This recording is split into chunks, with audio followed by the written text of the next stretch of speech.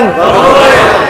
আল্লাহ পাক এই মজলিসকে কেন্দ্র করে কার সাথে গর্ব করেন? এইটা বলে। যেরকম ছাত্র ভালো রেজাল্ট করলে ওস্তাদ গর্ব করে, সন্তান ভালো হলে বাবা গর্ব করে, মেয়ে ভালো হলে মা গর্ব করে, দেশ ভালো চালালে সরকার গর্ব করে। ঠিক আল্লাহর বান্দারা ভালো কাজ করলে, যেহেতু ফেরেশতারা নিষেধ করছিল আল্লাহ বানায়েন না এগুলি ফেদা ফাসাদ করবে, মারামারি করবে, কাটাকাটি করবে। আমরা আপনার তাসবিহ তাহলিল করি, জিকির আজকার ইবাদত করি, যেহেতু এই ফিতনা ফাসাদের মধ্যেও আমরা আল্লাহর জিকির করি। আল্লাহ যা বলছিলেন ইন্নী আ'লামু মা লা তা'লামুন, যে আমি যা জানি তোরা তা জানোস না। এই জন্য আল্লাহ গর্ব করে। দেখো না, তোরা ভাবছো যে মারামারি করবে, কাটাকাটি করবে, ব্যবসা বাণিজ্য তালে থাকবে দুনিয়ার, দেখ সবকিছু বাদ দিয়া আমার জিকিরের মধ্যে মগ্ন হয়ে গেছে, এর জন্য গর্ব করবে। কথাটা বুঝাতে পারিনি? মাজলিস অনেক গুরুত্বপূর্ণ, অনেক দামি। এই যে একবার সুবহানাল্লাহ পড়ছেন না, পড়ার সাথে সাথে আমল নামায় কিন্তু 1000 নেকি লেখা হয়ে গেছে, 1000 গুনাহ ঝরে গেছে। কাজে আল্লাহর কাছে দোয়া করি, মাওলা হে কি শুরু কর, আল্লাহুম্মা সাল্লি আলা মুহাম্মাদিন নাবিয়্যিল উম্মি। আল্লাহর কাছে দোয়া করি, মাওলা হে যেহেতু মাহফিলি নিয়ে আসছেন, মাহফিলি নিয়েই আসছেন, আমাদের খালি আমল নামাকে নেকের দ্বারা পূর্ণ না করিয়া কাউকে এখান থেকে বিদায় দিয়েন না। শুনুন, আল্লাহুম্মা আমিন। আমি যে আয়াত শরীফ তেলাওয়াত করছি, এর উপরে ব্যাপক আলোচনা করার সময় নেই, এলেমও নেই, দুইটারই অভাব। আলোচনা হবে সংক্ষিপ্ত, কিন্তু খেয়াল হবে প্রখর। হামা তন মন,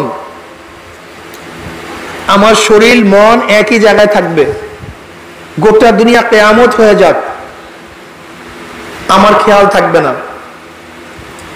ওদিকে যদি হিরোশিমা নাগাসাকির মতো বিশাল বোমা বর্ষণ হতে থাকে, আমার খেয়াল নেই। আমার খেয়াল কিসের দিকে? বয়ানের দিকে। কি বলছে, কি বলতে চায়, কেন বলছে, খুব খেয়ালের সাথে। খেয়ালে আউলিয়া বেখেয়ালে দেউলিয়া। খেয়ালের সাথে যদি পড়াশোনা করেন, অল্প টাইমেই বহুত কিছু শিখা যায়। আর খেয়ালবিহীন সারা রাত্র পড়লে এক লাইনও মুখস্থ করা যায় না। খেয়ালের সাথে কৃষক যদি নাঙ্গল চাষ করে, নাঙ্গল ফাল, নাঙ্গলের ফাল গরুর পায়ে ঢুকে না, কিন্তু খেয়ালবিহীন চাষ করতে গেলেই কিন্তু অ্যাক্সিডেন্ট ঘটে। খেয়ালের সাথে গাড়ি চালালে অ্যাক্সিডেন্ট হয় না, খেয়ালবিহীন গাড়ি চালাবেন কি অ্যাক্সিডেন্ট হবে। খেয়ালের সাথে পথ চলবেন, হোঁচট খাবেন না, গর্তে পড়বেন না। খেয়ালবিহীন রাস্তা চলতে গেলেই সমস্যা সৃষ্টি হবে। খেয়ালে আউলিয়া বেখেয়ালে দেউলিয়া। খেয়াল সবচেয়ে দামি। যে ব্যক্তি খেয়ালকে কন্ট্রোল করতে পারে সেই দামি হয়ে যায়, আর যে খেয়ালকে কন্ট্রোল করতে পারে না সে দামি হতে পারে না। দেখবেন ওস্তাদ তো টিচিং সবার জন্য সমানই দেয়, লেকিন যার খেয়াল ভালো সে তো বুঝে, আর যার খেয়াল ভালো না, একই ক্লাসে, একই টেবিলে, একই সাথে, কিন্তু কিচ্ছু বুঝে না। খেয়ালের দাম সবচেয়ে বেশি। খেয়ালকে যে কন্ট্রোল করতে পারে সে দামি হয়ে যায়, আর খেয়ালকে যে কন্ট্রোল করতে পারে না সে দামি। খাসরা দুনিয়া ওয়াল আখিরাহ, দুনিয়া তো বরবাদ, আখিরাত তো বরবাদ। আল্লাহ পাক কালামে পাকের মধ্যে ফরমান, মারাত্মক একটি বেন আল্লাহ পাক এই আয়াতের মধ্যে দিয়ে দিবেন, ইয়া আইয়ুহাল্লাযীনা আমানুত্তাকুল্লাহ ওয়া কুনু মা'আস সাদিকিন। বাস, হে ঈমানদারেরা, ওয়াত্তাকুল্লাহ, আল্লাহকে ভয় করো। কিভাবে ভয় করবা? ওয়া কুনু মা'আস সাদিকিন, সাদিকিনদের সাথীত্ব গ্রহণ করো। তিনটা আল্লাহ পাক সম্বোধন করছেন মুমিনদেরকে। আল্লাহ পাক সম্বোধন করছেন কাদেরকে ভাই? মুমিনদেরকে। আদেশ করছেন তাকওয়া অর্জন করার, পরামর্শ দিয়েছেন সত্যবাদীদের সাথিত্ব গ্রহণ করার। তিনটা ব্যাপার না ভাই? দেখেন তো কথা ঠিক আছে কিনা।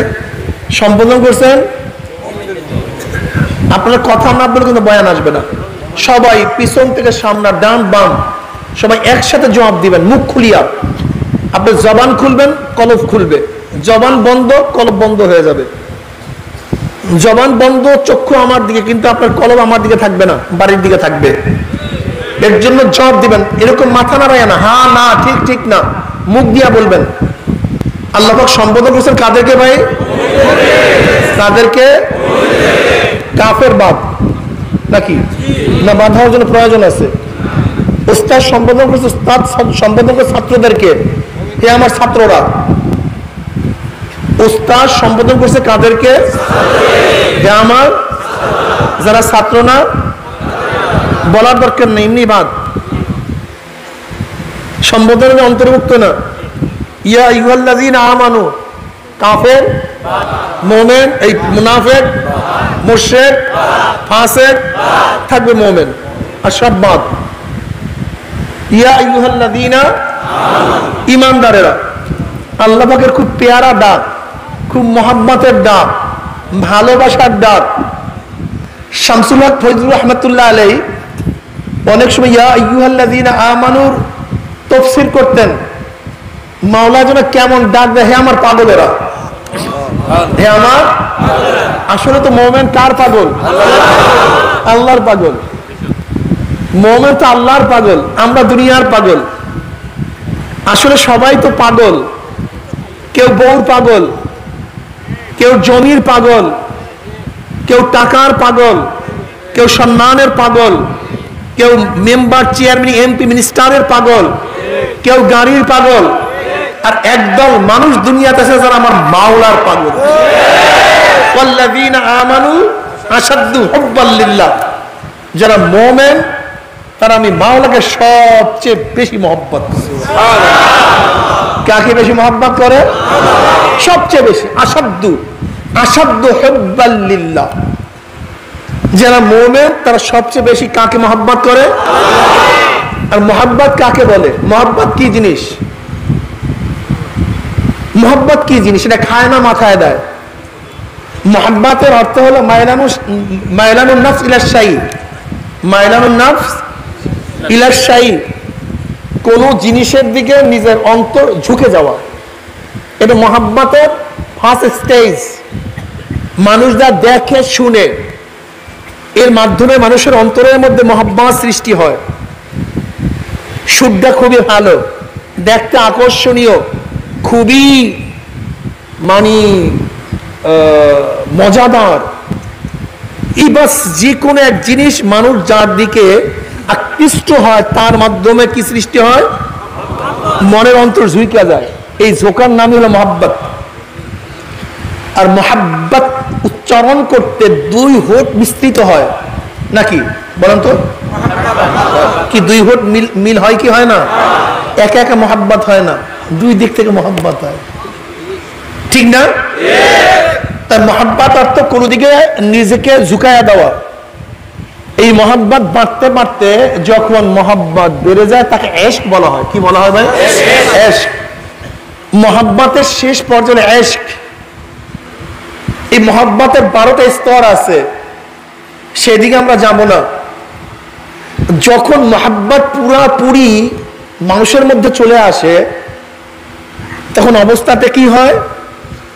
যার মহব্বত অন্তরের মধ্যে, তাকে নিয়েই কল্পনা করে, তাকে নিয়ে ভাবনা করে, তাকে নিয়েই থাকে, তার জন্যই করে, তার জন্যই ব্যস্ত, তার জন্যই সব।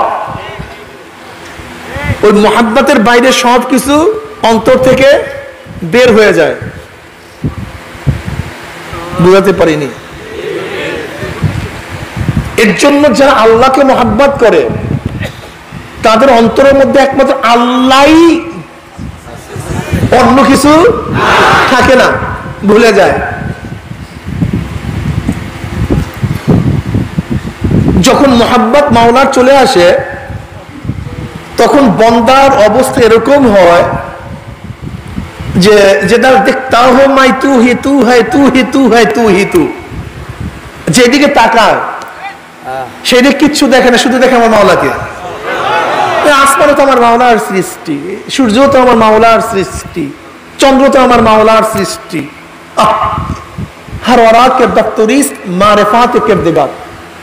ওই গাছের পাতার দিকে তাকাইলো, বলে আল্লাহ কেমনে বানাইছে, কত সুন্দর বানাইছে, আমার মাওলা কত সুন্দর খালেক।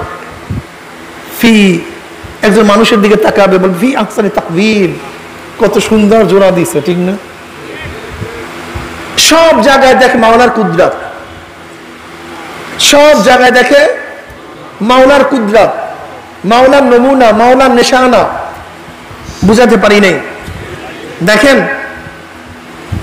ধোঁয়া দেখলে বোঝা যায় এর নিচে আগুন আছে নাকি ভাই? ছাগলের পায়খানা দেখলে, ছাগলের লাদা দেখলে বোঝা যায় এখান থেকে ছাগল গেছে।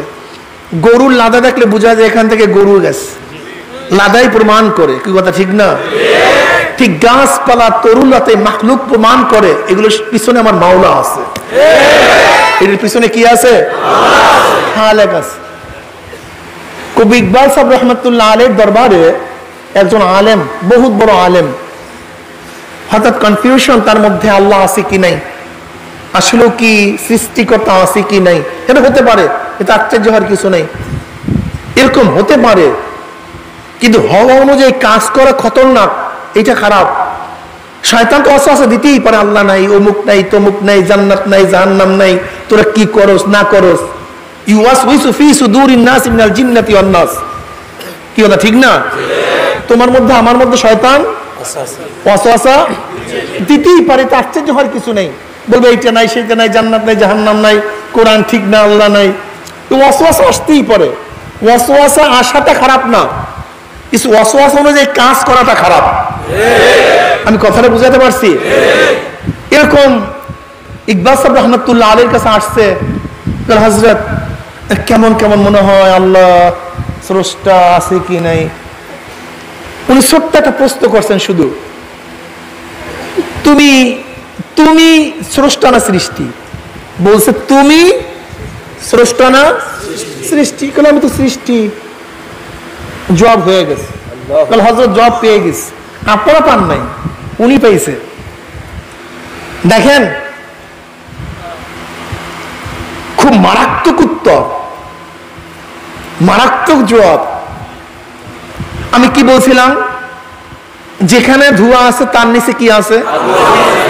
যেখানে ছাগলের লাদি আছে তার পিছনে কি ছিল? যেখানে গরুর লাদি ছিল তার পিছনে কি ছিল?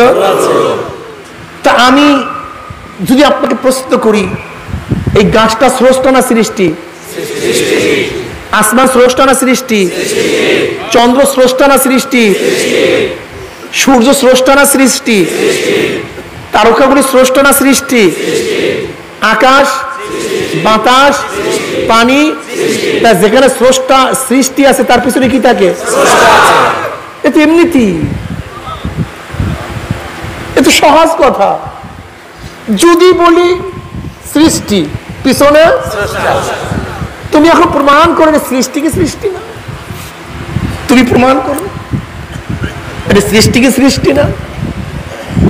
অনেক গাধার আমার মাথা খারাপ, কি হুজুর এই প্রশ্নের জবাব কি? কি মানুষগুলি পুড়িয়া যায়, পানির মধ্যে গলিয়া যায়, মাটির মধ্যে ভস্ম হয়ে যায়, এই মানুষগুলিকে আবার আল্লাহ পাক কিভাবে সৃষ্টি করবেন? কি মারাত্মক ওয়াসওয়াসা দেয় না? অথচ এই প্রশ্নের জবাবের আগে যদি আরেকটা প্রশ্ন করা হয়, তাহলে এই প্রশ্নের মধ্যেই তার জবাব আছে। যদি এই প্রশ্ন কেউ করে, ভাই আগুনে পুড়িয়া যাবে মানুষ, পানির মধ্যে গলিয়া যাবে, মাটির মধ্যে ভস্ম হয়ে যাবে, এটা আবার উঠাবে কিভাবে? অস্তিত্বহীন হয়ে যাবে, যার কোনো অস্তিত্ব থাকবে না, তাকে অস্তিত্বে আনবে কিভাবে? আপনি তাকে পাল্টা প্রশ্ন করেন, ভাই তুমি আশ্চর্য হয়ে গেছো, অস্তিত্বহীন থেকে অস্তিত্বে আনবে কিভাবে? তাহলে তুমি কি প্রথম অস্তিত্বহীন ছিলে না অস্তিত্বওয়ালা ছিল? তাকে এই প্রশ্ন করেন যে তুমি যে এখন আসো দুনিয়াতে, তুমি অস্তিত্ব আলা ছিল না অস্তিত্বহীন ছিলা?